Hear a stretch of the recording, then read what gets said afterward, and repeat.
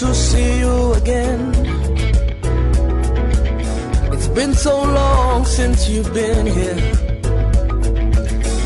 You had me thinking you were dead.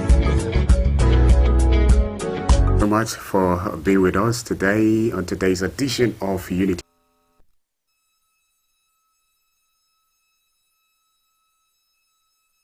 How's your taxpayer mansion? How was your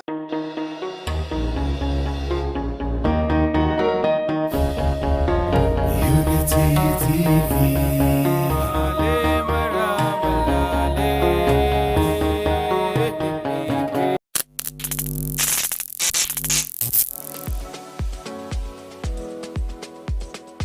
Are you bored and need some company? Get a TV experience like no other on Unity TV. We are turning up the hits with captivating TV shows, electrifying political programs, music, movies,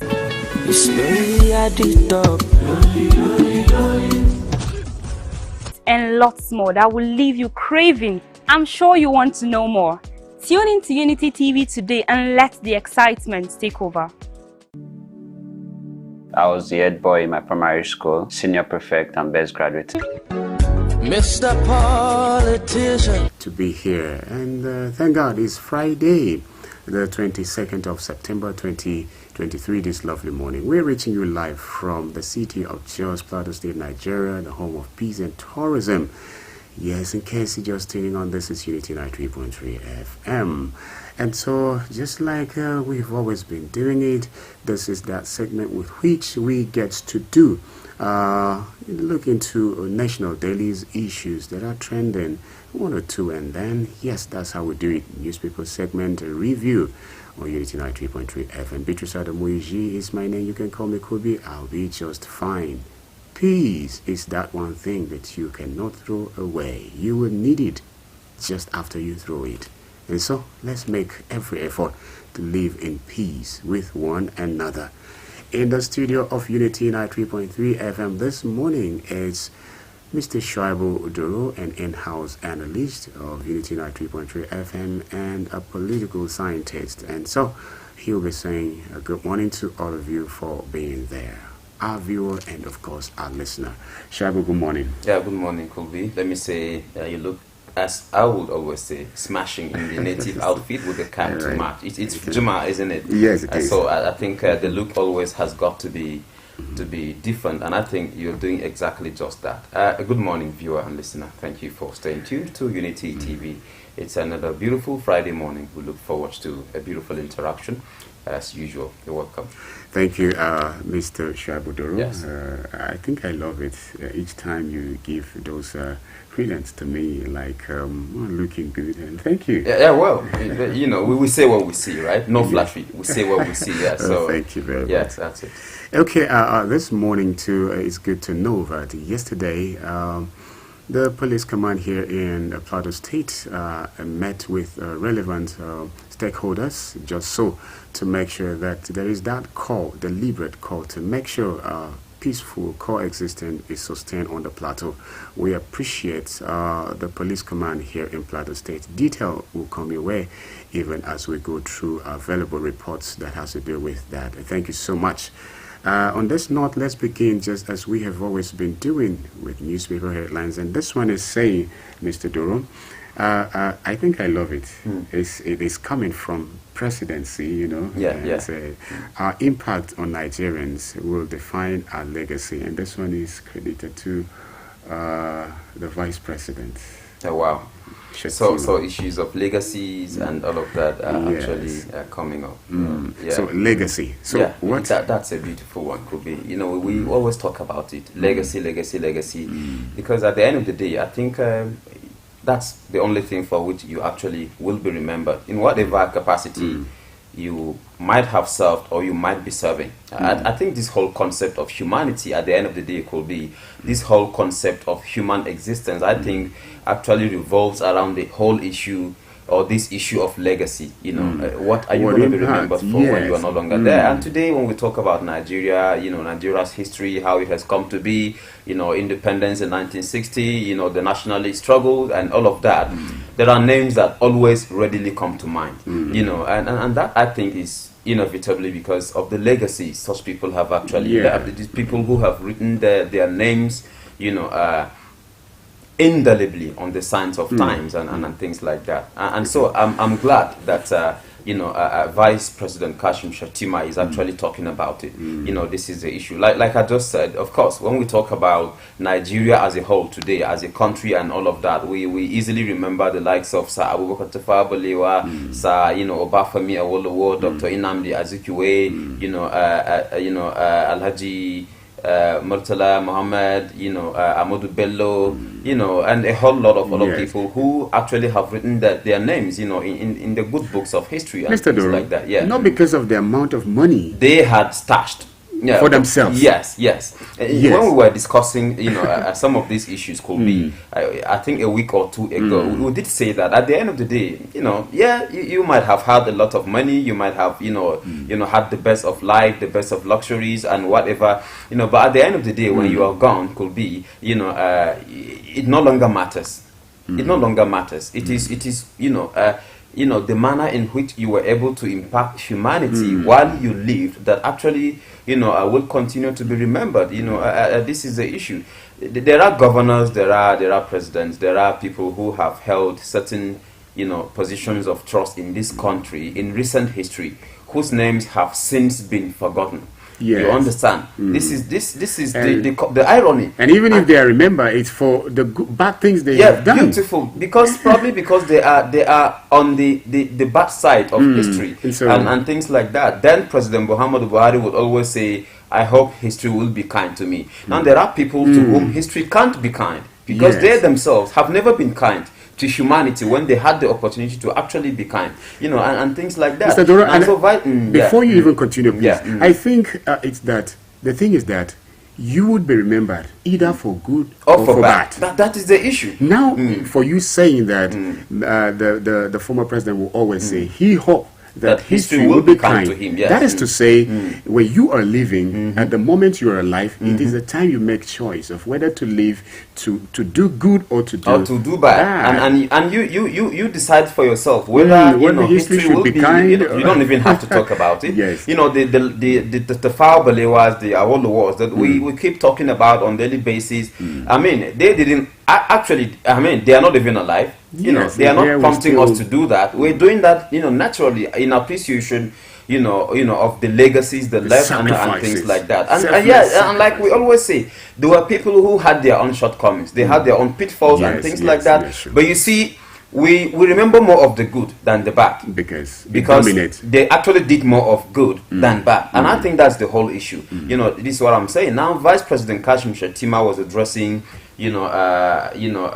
some members of his University of Ibadan Postgraduate Alumni Association and members of the 1989-1990 set of the NYSC, whom he served with in Calabar, after graduation. And so he was telling them, at the end of the day, as vice president, who is actually deputizing, to President Bola Tinubu, he is aware that the fact that they are president and vice president respectively is just a matter of privilege and divine destiny, and they are aware that at the end of the day, they are going to be remembered for the legacies they will. For their impact will be assessed on the basis of their legacy, and things like that when they are no longer in power and all of that. And I think, what I love about it is the fact that the vice president himself appreciates the fact that power is transient.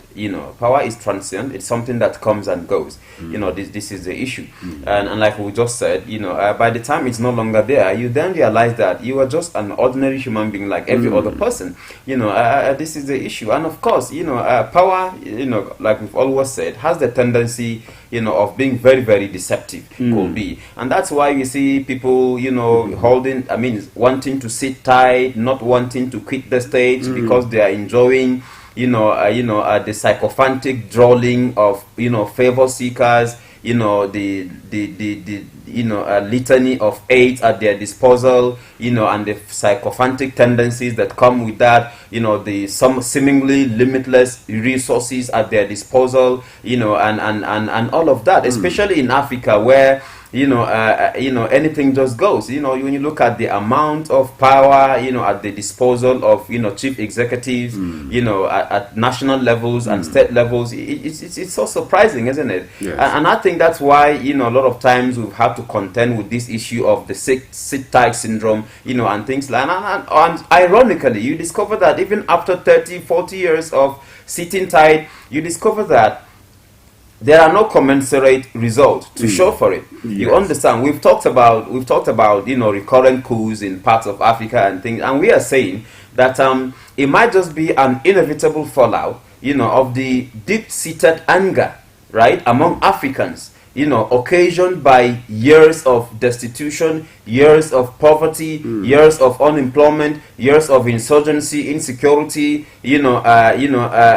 corruption, and all of these issues. Yes. This is the issue. And so I think it's a good thing that the Vice President Kashim Shettima is saying that they know that at some point in time in history, in 8 years, they're no longer there. And we've had presidents who have even died in power. President Yaradua, who came with a very lofty 7-point agenda and things like that, is no more. And like we did say earlier, Kulbi, Yaradua is somebody who has continued to be remembered. He didn't spend more than 2 years. He died in 2010, and after assuming power in 2007 and things like that. But those few years, right? Those 2 years seem to have actually, continued to resonate, among Nigerians and things like that. This is the issue. But like I said also, you could have either in Nigeria or elsewhere presidents who spent 30 years, but they have since been forgotten. You understand? This is the issue. So I think, the fact that Vice President Kashim Shettima is saying this, for me, should actually be, some sort of a self-assessment, right? It should keep him and his boss in check. You understand? So that they remember that the fact that they are there as either vice president or president, respectively, is actually, a sort of, a privilege and divine destiny. You understand? It's a reflection of the trust that, the millions of citizens in this country, have decided to repose in them. And citizens will be looking forward to, commensurate, benefits as a result of this trust, because it's a sort of a social contract, like Thomas Hobbes will actually say, and so at the end of the day, after 4 years, what have you done about poverty? After 4 years, what have you done about insecurity? After 4 years, what have you done about unemployment? After 4 years, what have you done about maternal mortality? After 4 years, what have you done about youth restiveness? After 4 years, what have you done, to bring back the lost glory of this country, this beautiful country, this rich country, this highly populated country that was once a pace setter, for, sister African countries and things like that. At the end of the day, I think these are the issues that matter. Not the litany of aids at your disposal, not the fact that you had 8 years or 4 years to enjoy, the glitz and glamour that comes with, executive power, not the fact that you had access to the presidential plane and you were able to fly to and fro or globetrot around the world and things. All of these things at the end of the day will actually not matter. What will matter at the end of the day is, in what manner you have been able to utilize the opportunity that millions of citizens have decided to actually, give you. And so we hope that, Vice President Kashim Shettima and his boss, President Bola Tinubu, will at the end of the day, use this opportunity, to actually make a good case for themselves by the time the annals of this country, are actually written. Yes, of course. I wish this was a whole discussion time so that we would get to talk about you mentioning the sit-tight syndrome and all of those issues. And yes, we'll be talking about a Sagamu called Clash, Ogun lawmaker, 6 others in DSS custody. But you see, when you mentioned the issue of most African leaders wanting to continue on and on and on, and then disrupting the constitutions, reforming and all of that, just so that they can continue, being in power. And I was just reading recently of President Paul Kagame of Rwanda, Rwanda. showing interest to run for the fourth time in office as the country is beginning to, to warm up for presidential election. And he was one of those who had to actually change his, he was one of those who had to, do some reshufflement in the military, in the aftermath of the coup, is it? Yeah, not in Niger, the one that followed that of Niger, in Gabon, in Gabon, and things like that. And surprisingly, he doesn't seem sometimes to have enough. it doesn't matter how good you may be, and sometimes if you stay too long in a place, I like that, Robert Greene would say, "Don't overstay your welcome." Yes, don't overstay your welcome. I mean, like they say, take a bow, when the ovation is loud. Yes. When people are yearning for you. I mean, look at Nelson Mandela of South Africa. After spending 26 years in prison, as a result of, his indefatigable stance against, the apartheid regime, racial discrimination and things like that. What happened after being released from prison 26 years after? What did he tell South Africans? They wanted him to stay there forever, if possible, because of, the love he had shown them, because of, what he had given to the country and the sacrifices he had made. But he told them, look, I'm going to spend just 4 years. And lo and behold, could be after 4 years, he said, no, I'm doing no more. I'm staying no longer. I'm done. Thank you for the for the trust. We wish South Africa well and things like that. Paul Kagame is actually basing his the intentions to run for next year presidential elections in that country based on the confidence that people, Rwandans, are putting on him. And so, like you said, don't overstay your welcome. Don't overstay. Well, even if we talk about a trust, could be you can't be the only trustworthy Rwanda. You can't be the only trustworthy Nigerian. I love what Vice President Kashim Shettima said yesterday when addressing members of his alumni association of University of Ibadan. He did say that the fact that he is vice president, the fact that his boss Bola Tinubu is president, doesn't actually mean that they know it all. It doesn't mean that they are the best, that the country has actually produced. It doesn't mean that they are the best thing that has happened to Nigeria. Yes. It doesn't mean that they have the best political sagacity and things like that. It's just privilege and destiny. I'm glad he remembers that. So if you're talking about, trust and whatever, I think that, by the time you're no longer there, you don't realize that there are better citizens. There are more trustworthy citizens. There are more educated and more intelligent and more sagacious citizens who can do a better job than you. And I think this is something you can't take away from this concept of life and humanity. Yes, and so maybe we'll just go to the next story, which has to do with Sagamu cults clash. Whenever Sagamu is mentioned, you remember the incident then, the market. Definitely. But anyway, Ogun lawmaker and 6 others in DSS custody. So I'll give it to you. Wow, that is unfortunate. Could be. It's very unfortunate that it actually has to do with a lawmaker. This is the issue. I think. This person, the lawmaker representing Shagamu State Constituency 1, Mr. Damilare Muhammad, is the person in focus. And the story has it that, he actually harbored or provided shelter to some fleeing, cult suspects, right? Who eventually were arrested by the DSS. This is the issue. And these same suspects, cult suspects, were the people behind, the violence that actually happened sometimes last week in Shagamu. That is number one. And then number two, they were the same people who were said to have actually instigated the violence that actually resulted in the, vandalization of about 10 banks, during the Naira redesign policy in February, and things like that. Okay. This is the issue. The spokesperson of the, Osun State Police Command actually confessed that, Ogun State Police Command actually confessed that virtually every young man you come across in Shagamu is is likely to be a cultist. You understand? This is the issue. The state is populated. So Shagamu is one place that has now become a sort of a rendezvous for cultists and cultism, which is an unfortunate development. And what is sad, as far as the story is concerned, could be, like you just read out, is the fact that, a politician is involved. Why would you be providing shelter to, fleeing cultists? People that you actually know are actually on the back books of authorities and things like that. This is the issue. And so I think it's heartwarming that he's been arrested by the DSS, and we hope that the needful will actually be done. We will always say this could be, when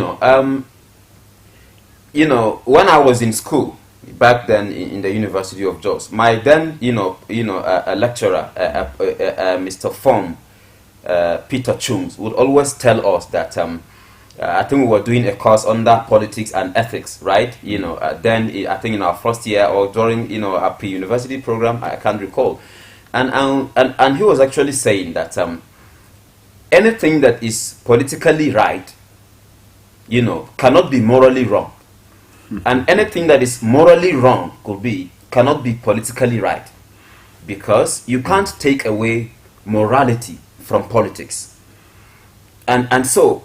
If you're talking about societies that have attained development, they have been able to achieve that, because of their ability to sort of observe some reasonable level of morality, in their kind of politicking. This is the issue. So you can't take away, morality from politics. It's not possible, except if you are saying that politics, or except if you're reducing politics to a dumping ground for societal renegades or hoodlums or hooligans and things like that. But if politics is about solving problems, if politics is about addressing recurrent challenges and things like that, if politics is about making life better for the people, like Aristotle will always say, the state emerged for the sake of good life and continues to exist for the sake of better life. Now, if this is what politics is meant to do, then again, you can't take away the issue of morality. This is the issue, because at the end of the day, politicians are drivers of society and should therefore be people of impeccable moral aptitude.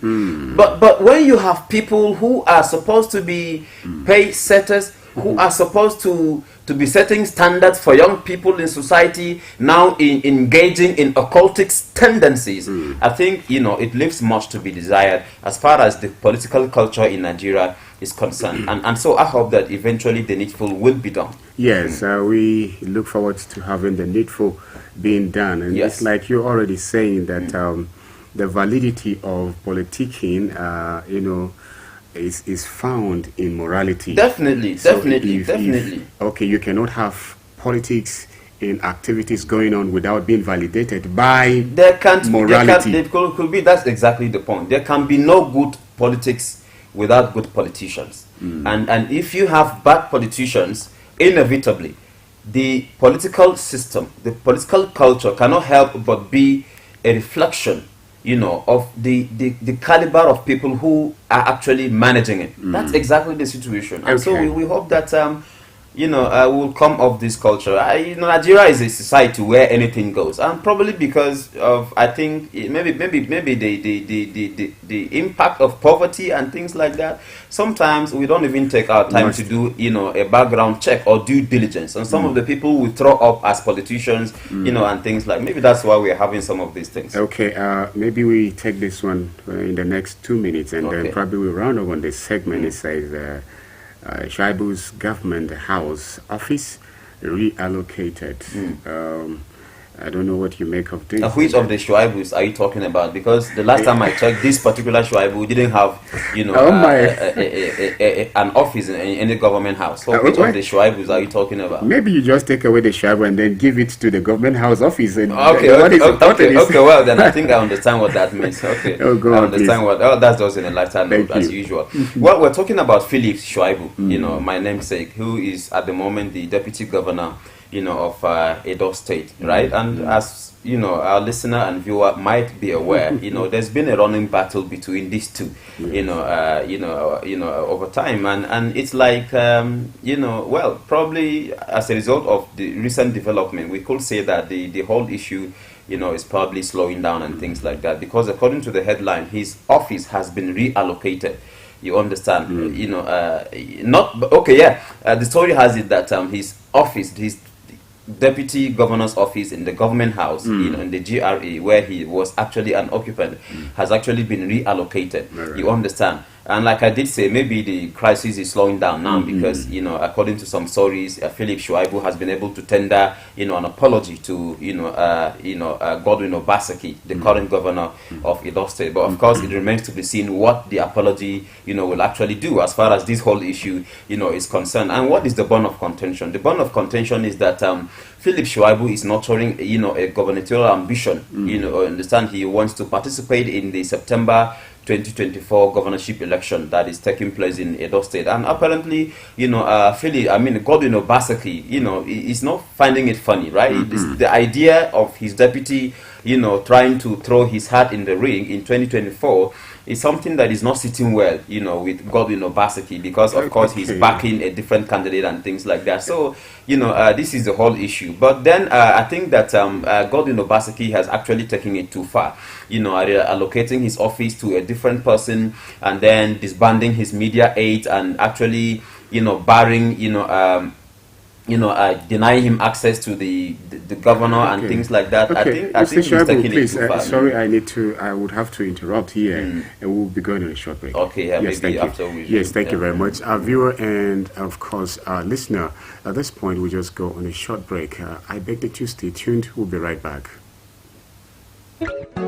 Mr. Politician, it's good to see you again. It's been so long since you've been here. You had me thinking you were dead. How's your taxpayer mansion? How was your...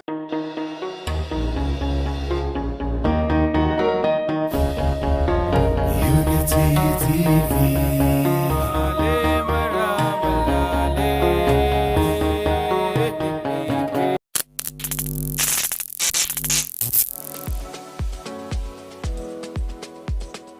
Are you bored and need some company?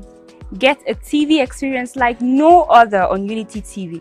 We are turning up the hits with captivating TV shows, electrifying political programs, music, movies,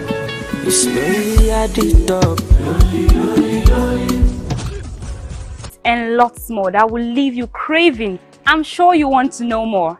Tune in to Unity TV today and let the excitement take over.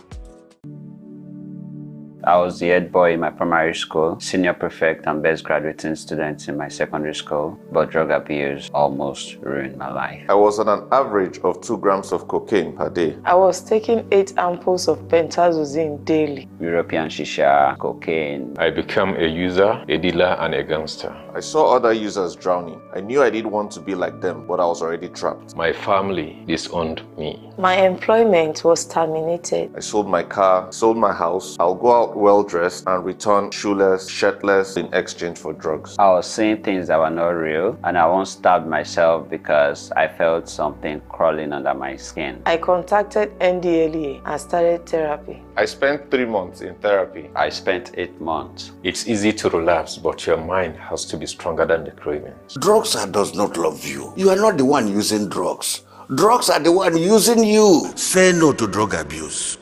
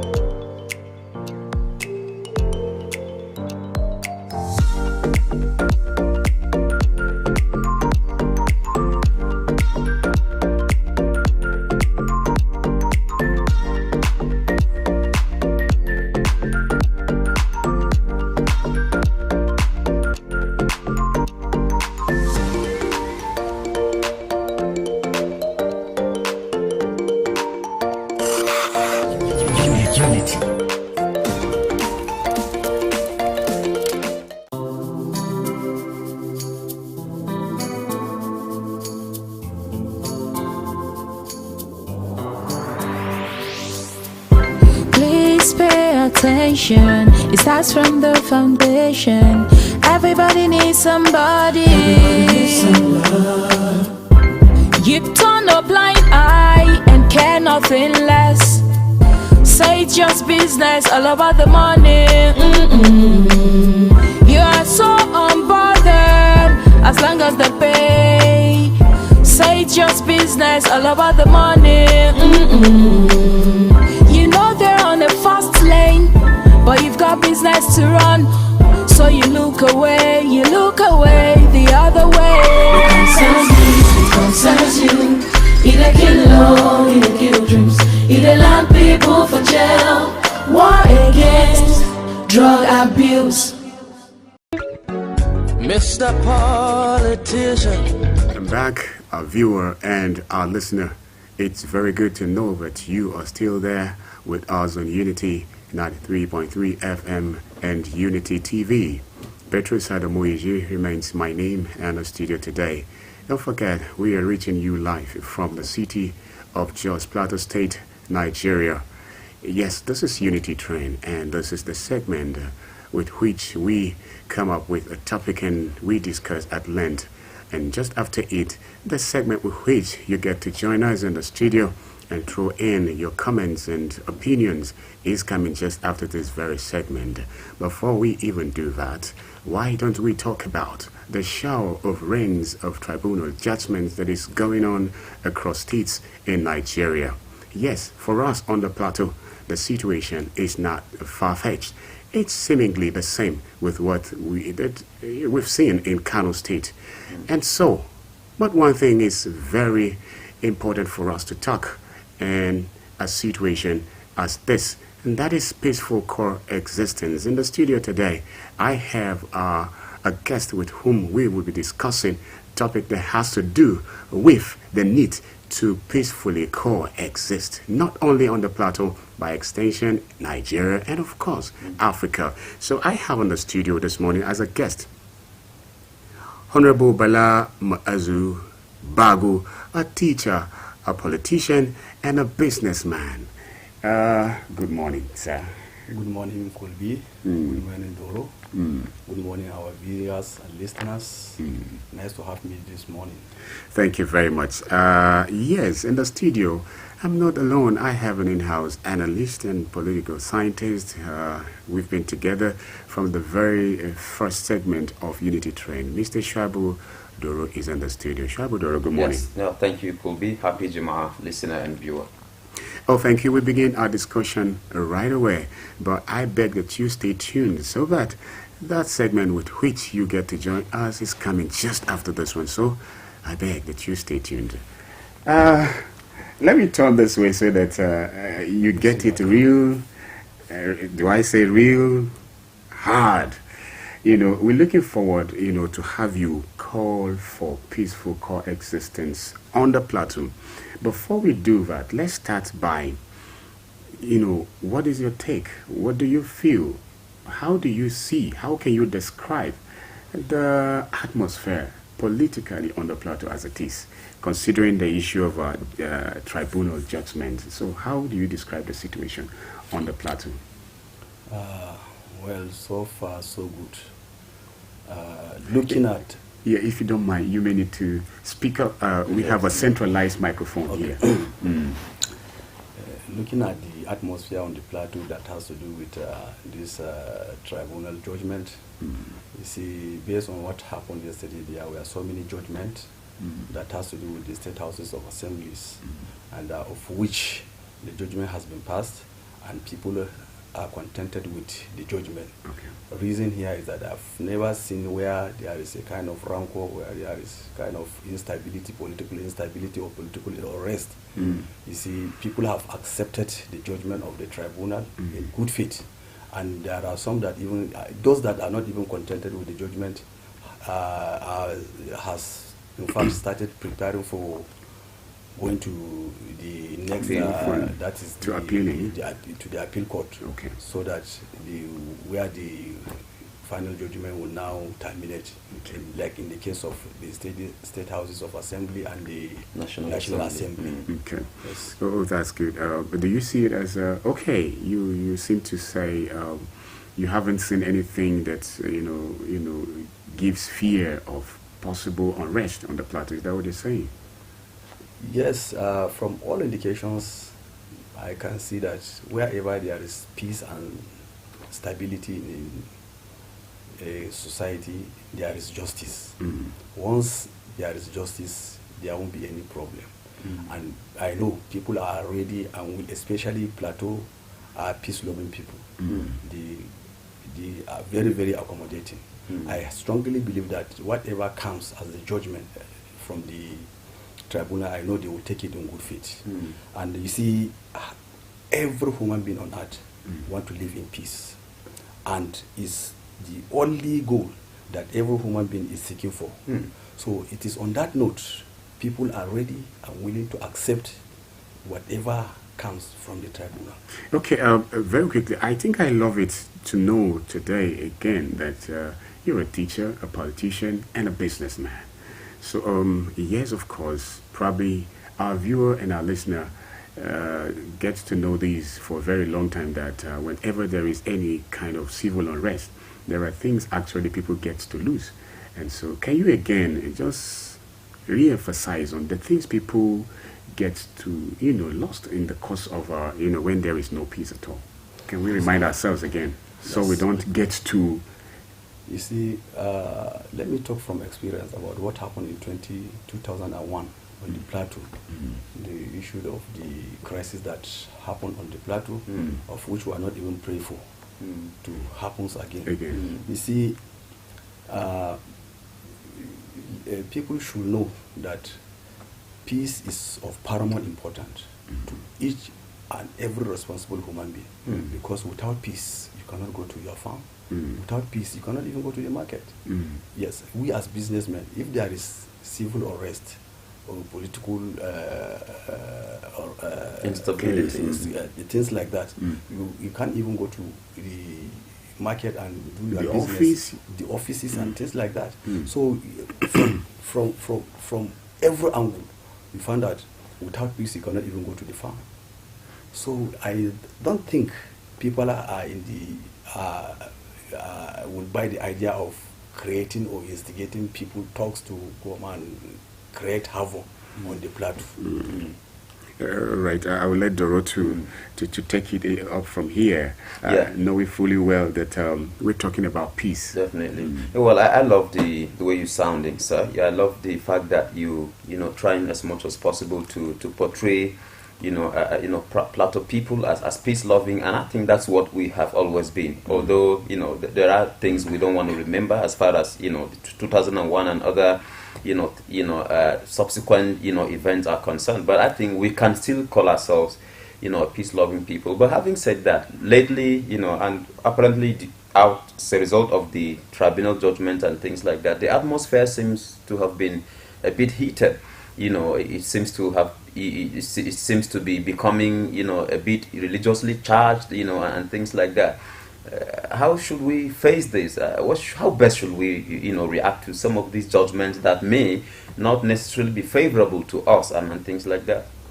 You see, as a human, I know disagreement is human nature. You have the every right to disagree on whatever the judgment may be. There are some that this judgment will favor them, and there are some that cannot even favor them. You see, as a human, there should be a kind of differences in terms of interest, in terms of opinion, in terms of the way we perceive things like that. You see, that is why there are some, they cannot even control their grievances. They will go out on the street demonstrating, looting and things like that, of which it might even end up causing more harm than good to the state, and it will draw us back. So I want to draw the attention of our team youth that please, that we should calm down, we should wait patiently and wait for the judgment. Whatever comes as the judgment, we should take it in good faith. Politics is not a do or die affair. You cannot finish politics in a day or in a year or in a particular period of time. It takes time. If you are not victorious today, there's that likelihood that tomorrow you'll be victorious. So it's all about just like black and white. Yes, you cannot expect that on a daily, at any time that you contested that you must win. You see, is dicey. So one has to take it and take it in good faith so that we move forward, because we are protesting, you understand, kicking against the judgment, you understand, it will draw us back. I will hardly achieve or move to where we want to move in the near future. Oh, I see. Oh, thank you very much. I think, it's happening. It was, let me say, it was happening in Kano maybe yesterday, and that was into palatable as it is, as it were, so to say. But escalation of, things like that, it happened sometimes in 2002. I was in Kano when something happened in Jos here. Back then in Kano, I was always telling everybody, I'm from Jos, and I was just happy telling people, and then I was so embraced. I was welcomed, and people were, the Kano people, welcomed me because I was from Jos, Then Jos, they would always say, then Jos, and I was very, feeling very. But when it started in Jos, they were looking for me in Kano. That was the year I left and never returned to Kano again. But I give it to the leadership of then Governor Konkoso. Rabiu Konkoso, Yes, because he sensed there was, the tendency of having to have unrest. And so what he did, he spread out our security, all around. So when it was really happening in my domain, in fact, right in my house, in Kano, in Zurot there, I was being followed to my own house. Yes, the only Christian house that was there was on flame. So when the security at the street saw the smoke, they had to come into the area, and that was how I was rescued. The following morning, I left Kano and never returned again till date.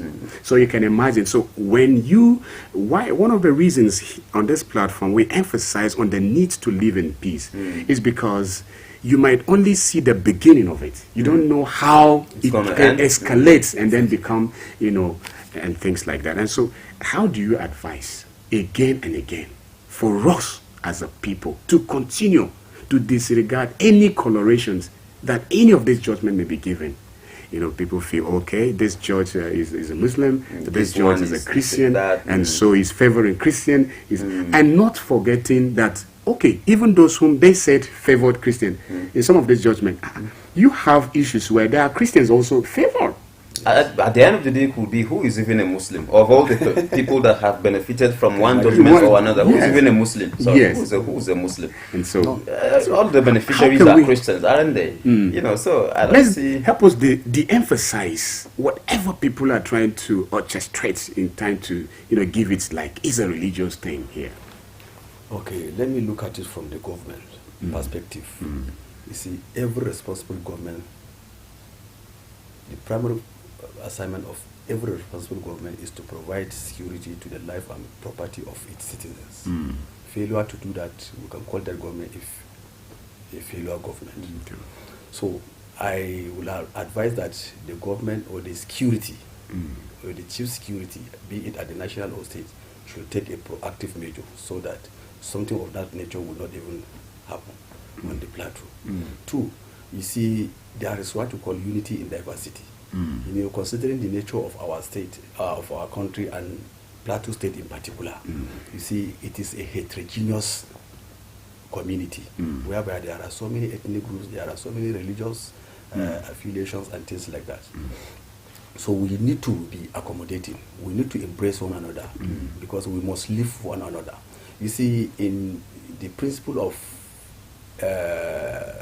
living as people, you see, it is the right hand that washes the left hand, and the left hand washes the right hand. If the right hand refuses to wash the left hand, that means there is a problem. Or if the right hand refuses to wash the left hand, that means there is a problem. So it is expected that, you see, what is the essence of forming a political party?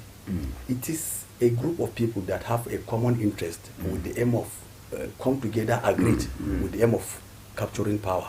So you can't expect that if anybody that want to be a member of a political party that you must be a Christian or you must be a Muslim. You see, in the APC there are Muslims and Christian.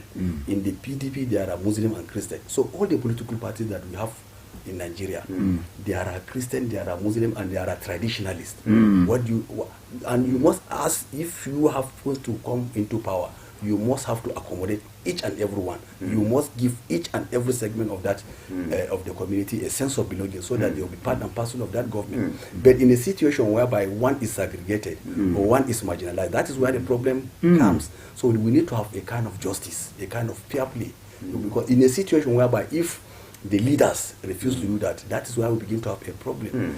The reason why we are having this kind of problem is because there are some that look one political party as their own, or you see, as maybe a Christian party, or the other party is a Muslim party. So all of them, you see them trooping, and even the religious leaders are encouraging that. You should allow every member of your church or your mosque to participate actively in every political parties that we have. But in a situation whereby we just sideline, you just narrow your thinking to a particular party, that is why we begin to have problems. And this problem will never, until we have maybe a kind of voter education. And it is the responsibility of our politicians to educate our electorates, our religious leaders, our traditional leaders, whoever you are is in a position of power. Is his responsibility. That is educating the voters, educating your people on how to go about politics. Politics is a game like any other game. Definitely. Because for you to play a game, you must have to know the rules and regulation guiding it. But if you are just playing it off faith or just blindly, that's where you still have problem in our politics. That's a good one. Now, I would like to ask again, Honorable, how should we, you talked about the followers, party loyalists and the need for them to, watch their demeanor and things like that. But I also do know that, sometimes the political actors themselves also do not actually help matters, I mean, talking about this particular judgment, some of these judgments that have been passed and things like that. There are politicians who, have been guilty of, certain unguarded utterances, which could actually be inciting if something is not done. How should, at this point, and given these challenges and things like that, what should politicians do on their part? Yeah, you see, most of the politicians that we have are making use of their selfish interest to achieve what they want to achieve. You see, most of their team supporters, I'm sorry to say this, most of them are illiterates. Most of them didn't go to school. So these politicians they are very smart and they are very, very educated. So they are making use of these talks, these youths, teaming youths that didn't go to school to achieve what they want to achieve politically. And there are some that even make use of some of our religious leaders to achieve what they want to achieve. They will go to them, canvassing for vote, try to brainwash them, tell them what is not even there in the field of politics, and they will be convinced, knowingly or unknowingly. So along the line, we still have problem. So you see, on the issue of our politicians, you see, some use money, some use their influences, some use different means just to capture the power. So you see, for us to get what we want to get, you see, we must have to be enlightened. We need to create awareness, and this is the responsibility of the government. Because you see, most of the youths, some they are graduates. To our greatest surprise, most of them are graduates looking for job. Once if a politician approach one or two of them, that if happens to be in the power, I will make sure that I employ you. You know, the problem that we are facing today, if you can observe very well, appointment is not based on merit, but it's based on who you know. There is no equal opportunity. It is only through the politics or through the politician that you can secure a job, of which it's not supposed to be like that. You see, normally we're supposed to have an advert, you apply, you come for an aptitude test. When you get it right, then they will grant you an interview. But the opposite is the case. And why is it like that? That is why we are here we are today. So we've been subjected to abject poverty we have been made vulnerable to all of these things that if a politicians just seem to like, okay, if you would do everything to make me, have this office, of course you benefit, you will be employed. And so for that, you're saying that you see a lot of youths doing everything possible, even illegal, just so to make the politician in question, have to have power. All right. But then, what life do we have to go back to after such, political, activities going on? For instance, we have in this judgment, tribunal judgment. After it, life goes on. What are we to face? If we live in peace, how is it going to be with us? You see, in life, if you are thinking that you are somebody today, there is that likelihood that tomorrow you will be nobody. And if you are thinking that Mr. B is nobody today, it's that likely that tomorrow he will be somebody. So we need to live in peace with one another.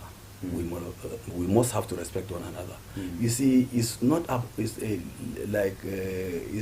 this life. I know, whether you like it or not, you must do politics with a Christian. You understand? You must do it with a traditionalist.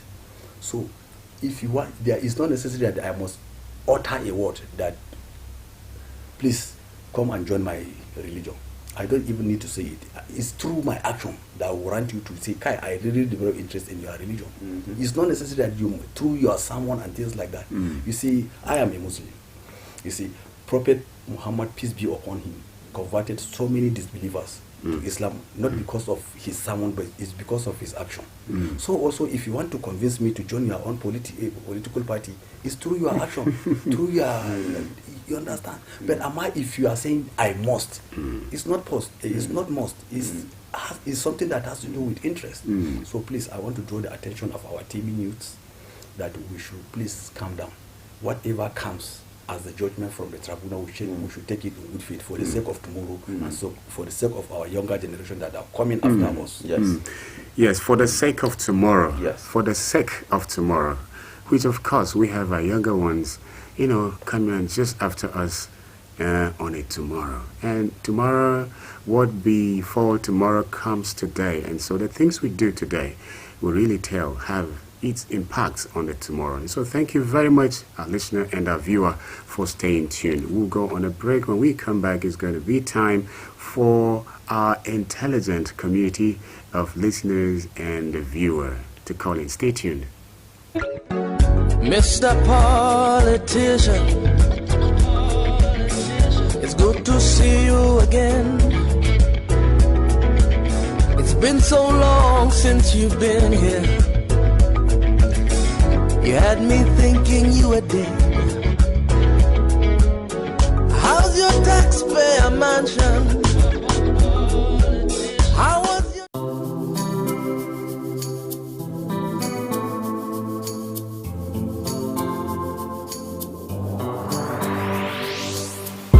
Please pay attention. It starts from the foundation. Everybody needs somebody. Everybody needs some love. You turn a blind eye and care nothing less. Say it's just business, all about the money. You are so unbothered as long as they pay. Say it's just business, all about the money. You know they're on a fast lane, but you've got business to run. So you look away the other way. It concerns you. Either kill law, either kill dreams, either land people for jail.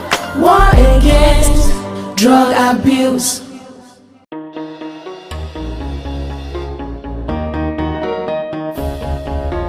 Unity TV.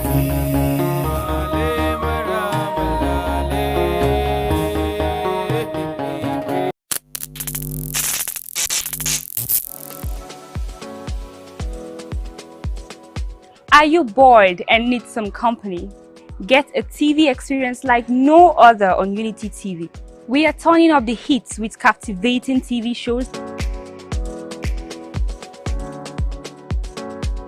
electrifying political programs, music, movies, It's very at the top. And lots more that will leave you craving. I'm sure you want to know more. Tune into Unity TV today and let the excitement take over. And of course, it's lovely, and we're so happy to have you tuned to this dial. It's Unity Train on Unity 93.3 FM and Unity TV. Beatrice Adamu Ijeriman's my name. Could be, if you like, I'll be just fine. I've been in the studio with a guest with whom we've discussed issues that has to do with tribunal judgments and the need to continue living in peace as a people. He is Honorable Bala Muazu Bagu, a teacher, a politician, and a businessman. He remains in the studio just so to hear your questions, your contributions, and then he responds later on. And again in the studio this morning is Mr. Shaibu Duro, in-house analyst and a political scientist. Together we will continue on this segment. But remember, this is your moment. You can join us on 070-3235-3315. If you call, just tell us your name and where you are calling us from. You go on in less than a minute or a minute, and then you tell us, let's have your own opinion. Remember, without you, there is truly no us. The beauty of this whole program is because you would always call, be a voice, and then you take a direction. But of course, we must stick to the vision of promoting peaceful coexistence. That's what we will tolerate here. And so, let's begin by receiving your calls. Hello, good morning. Hello, good morning. Oh, good morning, it's good to have you. Good morning. Good morning, it's good to have you. Thank you. Can you hear me? Yes, you are on. Okay, I can hear you now. I'm Christine Zhang from Kuvaru. Christine Zhang, it's good to have you. Thank you. Okay. Good morning, Mr. Doro and the guests. Yeah, good morning. Thank you. Yes, the guests have spoken well. Thank you. Honestly, we need to really remind ourselves of the crisis we had in Plateau State.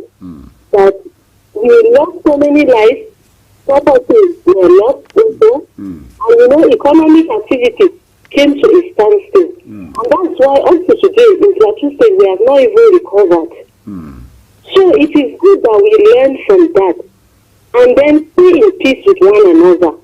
Whatever the outcome of the judgment today, please, I'm asking our youth especially, they always leave this, they always allow these politicians to use them. Please, they should not allow these politicians to use them for their selfish interest. Okay.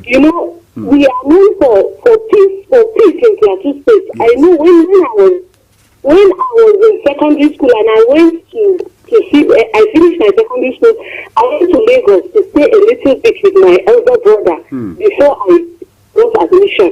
I went to the market. When I was coming back, I bought this Delta. Their own Delta is sweet like that, so I bought it and I was eating it. Then I gave it to somebody. I said, I am eating it, please join me. And the man said, thank you. Then he said, where are you from? I said, I'm from Jobs. He said, hey, no wonder. Just people are hospitable there. He was just praising and so on. So we are known for peace. Why can't we maintain that peace so that we stay in peace together? Thank you. If I want to say peace is priceless, please let's live in peace.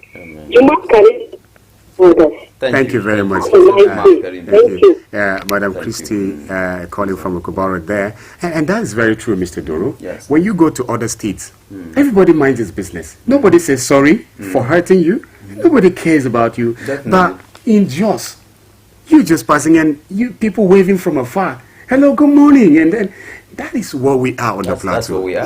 Good morning, good morning. Somebody hurts you, but you'll be the first to even say sorry. That's what we are. Hospitable. Exactly. Hello, good morning. Good morning, Mr. Shaibu Doro and the guests. Good morning. Thank you. Good morning. This is MISALI coming from Zaria Road. MISALI, you have a minute. It's good to have you already. Honestly, it's only God has blessed you and the guest has spoken very well. Thank you. And let me go straight to the point, please. I want to call on the Platonians. We are well educated, and Plateau is known as civil servant state. Okay. So please, we should use our knowledge to know that peace is better than everything, and plateau is better than any one of us. So we should try and be promoting peace. Okay. If you are running a business at loss, will you continue the business? The answer is no. So we cannot continue with the crisis, and we are killing each other, burning our houses, and we are buying so we are buying fuel at 600 plus instead of 150, 200. And if it's the market, you buy the fertilizer is very, very cost. Everything is very cost. Yes. We are not talking about that. We need to be productive. We need to try to make sure that we solve the problem by ourselves. We should not be adding problems to ourselves. Thank you. And please, I want to call on the religious leaders. They should be preaching between them and their God, and know that they will be accountable. So don't call it something and say that, okay, you just be selfish. Please and please, we need to live in peace. Peace is better than anything. Thank you. God bless you. Bye-bye. Thank you very much.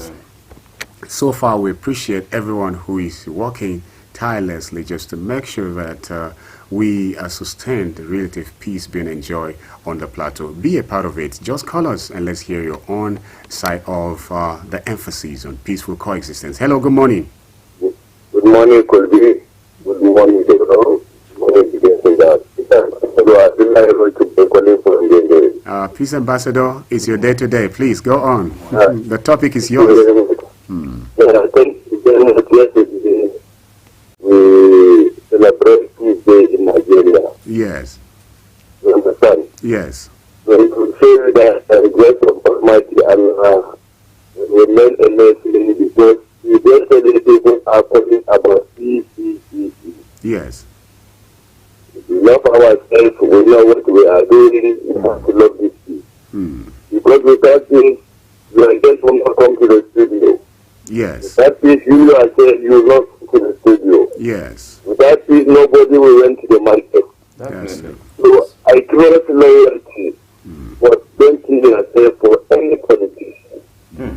Don't trust many people because of any politician. If in his house, you have the family, you have the family. Please, some police, we need a youth in those states. Let in the peace. Thank you. Let's stand for peace.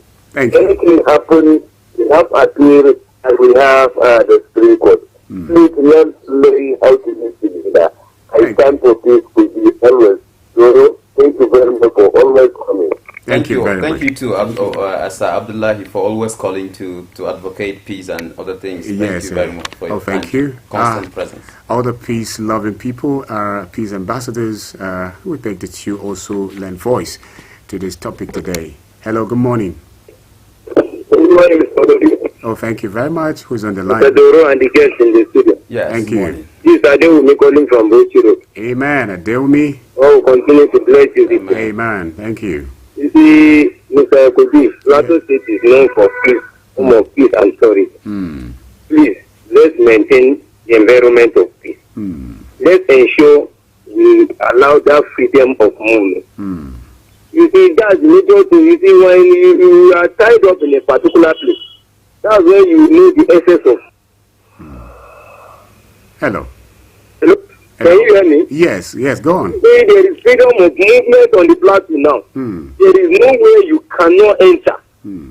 Please, there is no particular place you cannot visit because you see that's what people enjoy on the plateau. Please, let's remember the terminus market. Irrespective of tribe, religion, or whatsoever, we come together to do business together. Please, the issue of any civil disturbance or any destruction of property, please, those platinum be calm. If the governor have already come out and has pleaded to the whole platinum to accept the outcome of tribunal, if there is still room for appealing, so please, let's be calm. That's just my major thing. Let's be calm. Let's allow the freedom of movement, please, so that the hardship we are passing through is enough for us. Thank you, and God continue to bless this country. Thank you very much. Thank you. Mr. Deumi praying for Plateau State and, of course, by extension, Nigeria there. Hello, good morning. Hello? Oh, thank you. Who's on the line? I'm calling from Angoro. Okay. It's good to have you. You have a minute, please. The question I would like to each and everyone else to respect themselves as politicians. They have their slogan. No politics enemy and no politics friend. Is it true that the people have permanent friends? No. Yes. Okay.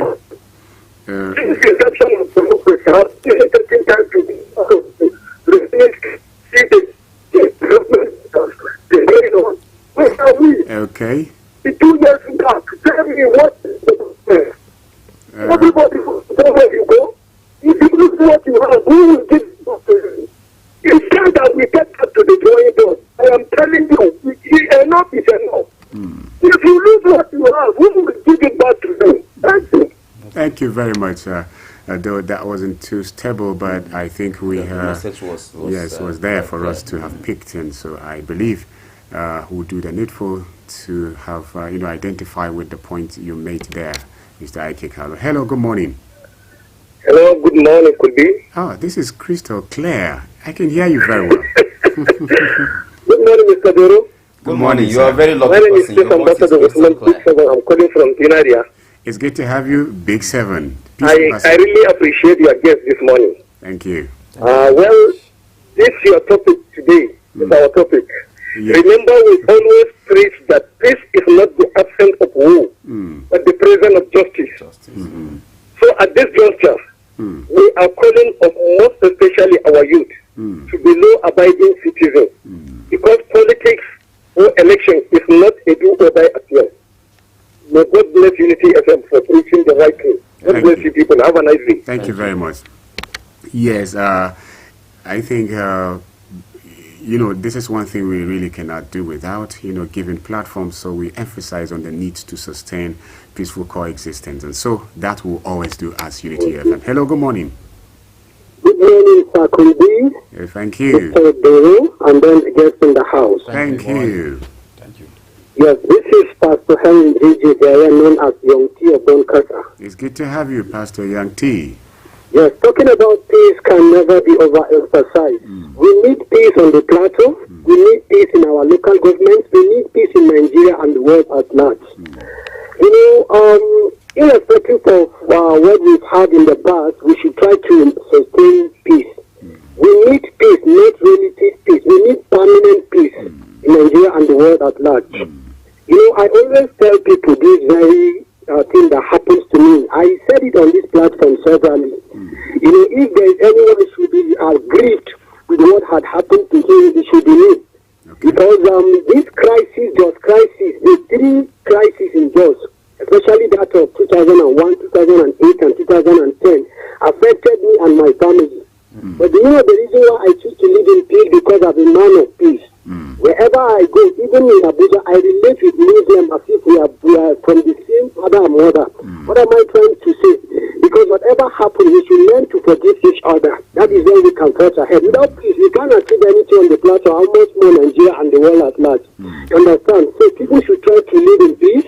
And I want to urge our religious leaders, please, we should learn to tell our followers the right thing. The right thing, because Bible does not support violence. Quran, I am pretty sure, does not support violence. We should learn to tell our people the truth. We shouldn't allow these Hello, are you there? All these sensational politicians will come. Okay. We apologize, Pastor Young T. Somehow we lost you. But I think he's made his points. And so maybe this one, after this, we let Doro to read the comments on Facebook. Hello, good morning. Good morning, Uncle. Good morning. Thank you very much. It's good to have you. Thank you so much. My name is Amina. I'm calling for opposite at my church. Okay, it's good to have you. And being the first lady on today's edition. I mean, the second, Christy is uncalled as earlier, so go on. Just a time of peace and tourism. Yes. We need the peace. Violence is not good. We need the peace. Because if you have peace, we can enjoy our life. You can go to work. You can eat safely. Just a time of peace. We should stay together with each other. Yes. zone of peace. Please, we should maintain the peace. Thank you. If you have crisis, we cannot go to. Like me, I was born in Aliheri. If you have this kind of fight, I didn't used to go to there. Helen didn't used to come to me. No one to come to me. No one go to them. Please, we need the peace, please. Yes. Oh, thank you. Plateau State is form of peace and tourism. Thank you. God bless you. Thank you. Thank you very much. One thing that is there to jeopardize tourism activities in a state is when there is no peace. And so, definitely nobody comes. Anything for us from the Facebook page? Charity Hali says, Jumaat Karim to our Muslim brethren. Thank you. May God guide and direct our leaders. Amen. Please, whatever today's verdict, let's remain peaceful. We are all Plateau brothers and sisters. Great work. Thank you, Charity Hali. Ismail Isa, good morning, gentlemen of the press and your guests. As always, we thank God Almighty. Elections have come and gone. All the politicians know their ways forward. Also, we, the electorate, shouldn't be involved in any form of violence because security has enough space to detain any culprit. I think he's sounding another phone in there, isn't it? Let's live in peace. Peace is priceless. Thank you. Amar, he says good morning. And then Rabi Usman says, good morning, Colby, and the guests in the house. I'm calling the great people of Plateau State, please, whatever today's judgment comes, remember we are all Plateau, irrespective of your tribe, religion, or political affiliation. As we always say, peace is priceless. Let's embrace peace and in Plateau and Nigeria at large. And then Murtalaya Hayame Igia. Good morning, excellent radio presenters, Kulbi and Mr. Shoaib Duro. Happy Jumat. Thanks for the good work. We always appreciate your good work you are doing.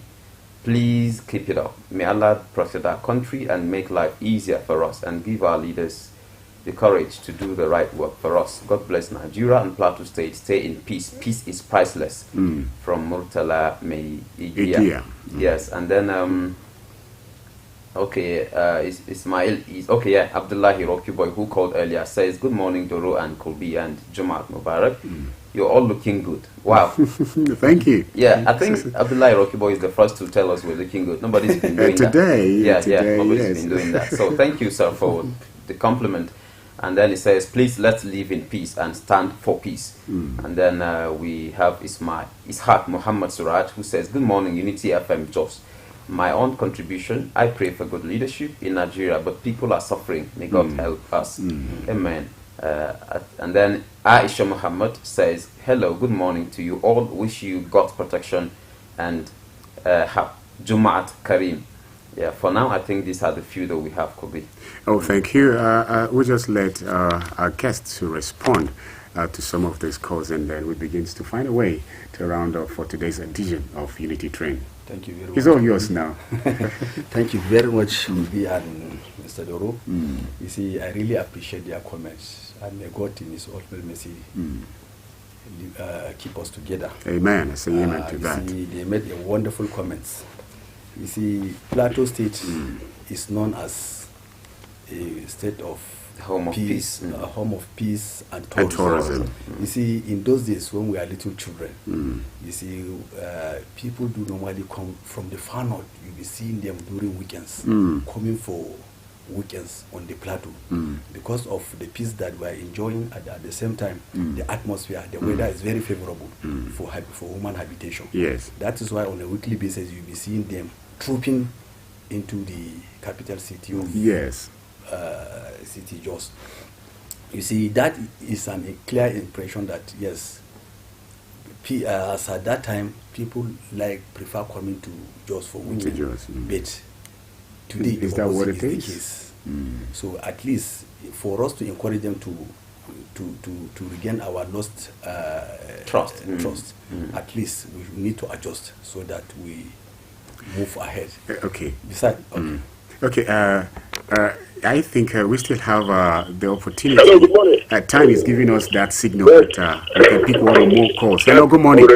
Patrick. Okay. Calling from Provincial School here in Anglo. Thank God today is Friday. Thank God for everybody. But my own is an appeal. All our sons and sons both come to Kahari. Everybody shouting about the election announcement result that is there. Please, the youth, it is your own responsibility to take care of the environment, to take care of yourself.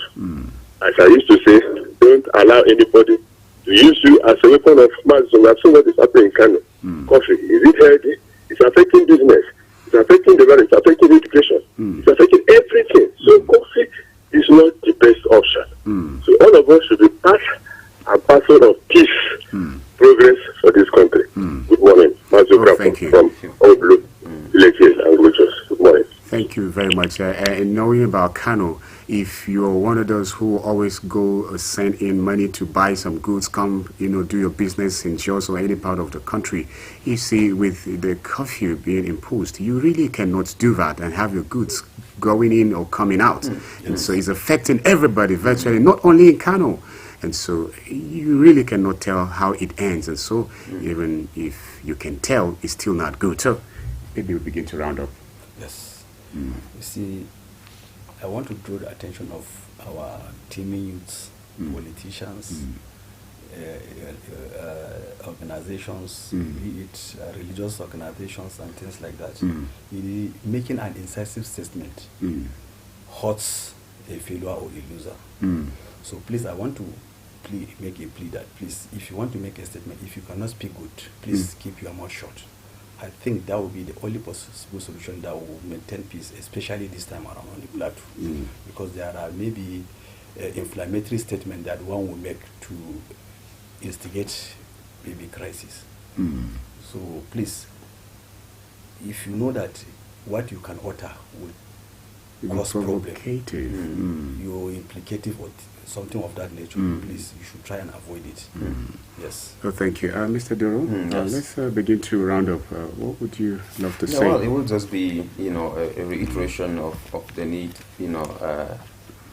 for people to be calm and peaceful, because at the end of the day, I think we can never say enough of this. We can't say too much of this, because at the end of the day, without peace, nothing happens, nothing works, right? And we all will be the worst for it at the end of the day, and I know that even as we speak, a certain judgment is going on and things like that, but at the end of the day, after the judgment, there's a life to live, right? There are businesses to take care of, there's a market to go to, there are schools to go to, there are workplaces to go to, there are friends to visit and things like that. So let there be peace. There are mosques to go, there are churches to go. Yes. Imagine we don't have it. How would that be? Like, definitely. Oh, thank you very much. We are used to saying that elections have come and gone. It's time for governance. But the situation is like, yes, though it's still time for governance, but it's also time for tribunal judgments to be, delivered. But even as we await the results, the judgments, the outcomes, and all of that, let's know that we still have life to live it for good of all. And so whatever it becomes in the end, let's know that we are responsible. And so today we have come to the end of today's edition. Remember, this is also the end of it for this week, considering Unity Train. And so we'll be here on Monday for another interesting edition of it. If you let me, my producer is in the studio. Shabudoru. Yes. I would love to begin to say it that God's willing, Professor Bamayi will be on air on Monday. Inshallah. So I'll begin to prepare also to get to be a part of Unity Train or Unity 93.3 FM. It's always a pleasure to have him around. A great leader and father and mentor. Yes. With a very broad perspective on issues. When he speaks, we sit down and learn as young people. Yes. It's always a pleasure to have him around. And especially talking about the Rwanda and then Paul Kagame wanting to run again. Yes. For the fourth time in office. Maybe if Prof come on to discuss that Monday, he's been there, he has stayed there, had a stint there as a lecturer. So he'll all of that, be telling us his take as regards that if it's healthy for him to run again. Carry on. Oh, thank you very much, our listener and our viewer. It's lovely having you, and that's what makes this entire program rich and healthy, because of your participation. And thank you so much. I will not forget to also say thank you to the guest in the house this morning. Yes, and bye-bye from now. See you on Monday. Thank you. Mr. Politician, it's good to see you again. It's been so long since you've been here. me thinking you were dead.